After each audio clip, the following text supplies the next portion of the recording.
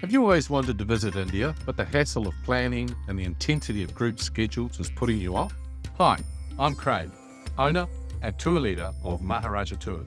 With 40 years experience traveling India, I curate stress-free luxury tours where you can expect top hotels, easy travel, excellent guides and delicious food. Visit my website www.maharajatours.co.nz and explore your options for touring incredible India. It is an historic milestone for New Zealand's care and protection system. Minister for Children Karen Chhour has announced the first recorded reduction in harm within state care residences. This marks a significant turning point in the country's efforts to address the safety of vulnerable children and youth under the care of oranga tamariki. According to the latest data, harm incidents have decreased by 14% since last year. The minister called this achievement a reflection of the government's focus and hard work to create safer environments for young people in state care. And the minister joins me now. Karen, good afternoon. Good afternoon, Leah. How's it going? Good to hear you. It's good to talk to you, and this is fantastic news. I've got to say, Karen, can we look at some of the reforms and changes you have made that has led to this fantastic news? Can we start with better induction programs for staff? I understand you've looked at that. Can you walk us through that change? Yeah, when I was in opposition, I really felt that oranga tamariki's priorities were far too wide, and often the youth justice system itself and our residences were overlooked because there was such a massive focus everywhere else. And youth justice and care and protection got put in the too hard basket. And so when I first looked at youth justice and care and protection, I was actually really disappointed at the level of focus on actually quality people working within residences and actually their hiring practices and their training practices. So we've implemented and improved a greater training program in inductions. And not only that, we've actually introduced some standard operating practices so that the staff have a clear understanding of what's expected of them and actually the accountability if that doesn't happen.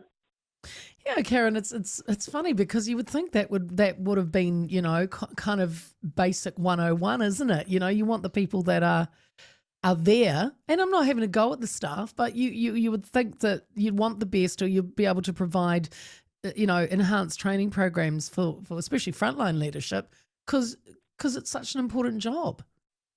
Well, it is a really important job, and I have to give it to the staff.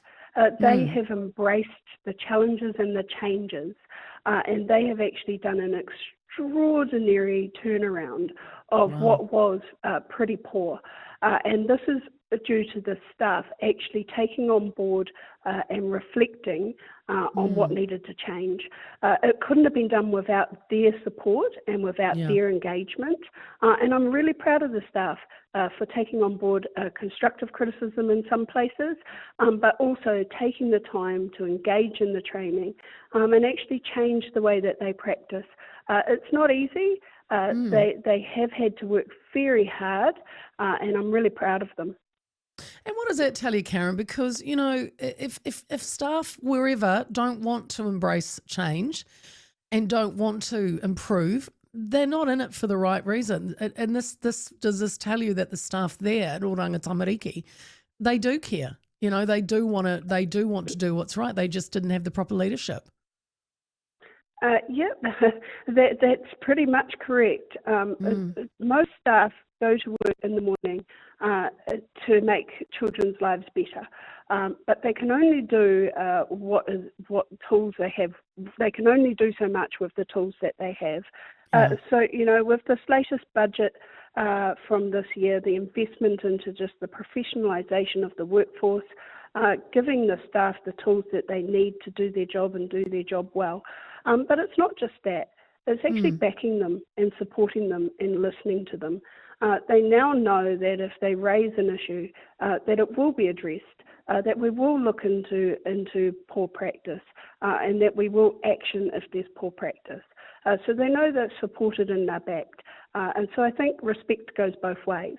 if we're going to have a leadership team that really gets in behind those staff, and we see the results from that.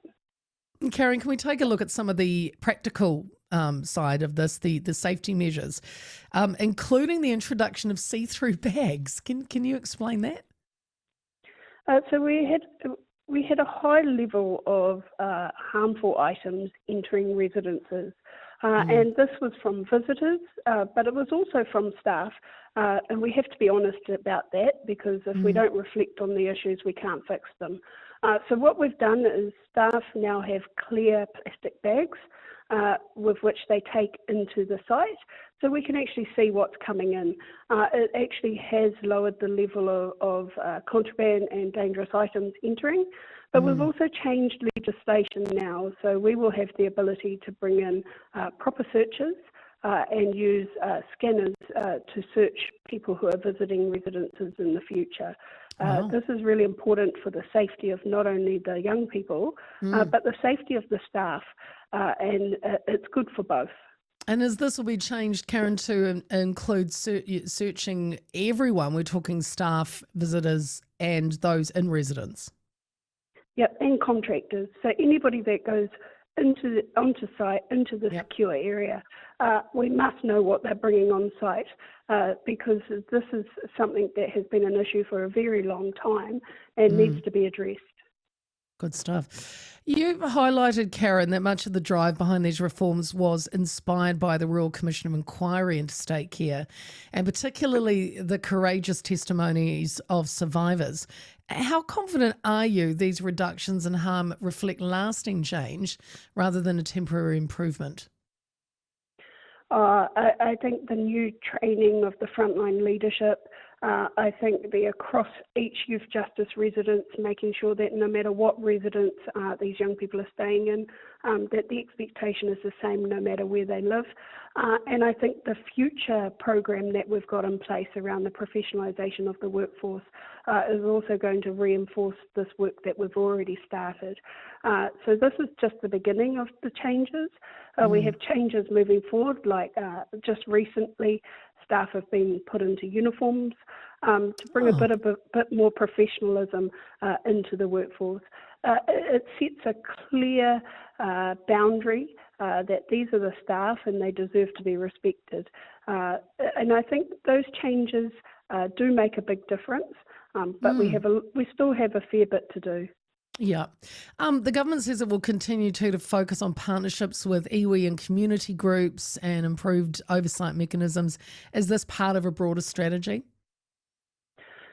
Yes, because we do know that without the engagement of those in the community, when young people transition back, they can often transition back into the same environment that they left and came into residence from.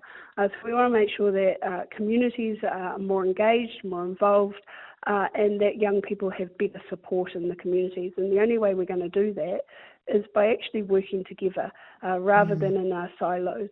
And we're seeing some great progress in that space and much more to come in the future. Karen, while I've got you, great news also with a 16% drop in serious youth offending. What do you think was the key factor, one of the key factors that made this happen? Have you always wanted to visit India, but the hassle of planning and the intensity of group schedules is putting you off? Hi, I'm Craig, owner and tour leader of Maharaja Tours. With 40 years experience travelling India, I curate stress-free luxury tours where you can expect top hotels, easy travel, excellent guides and delicious food. Visit my website www.maharajatours.co.nz and explore your options for touring incredible India.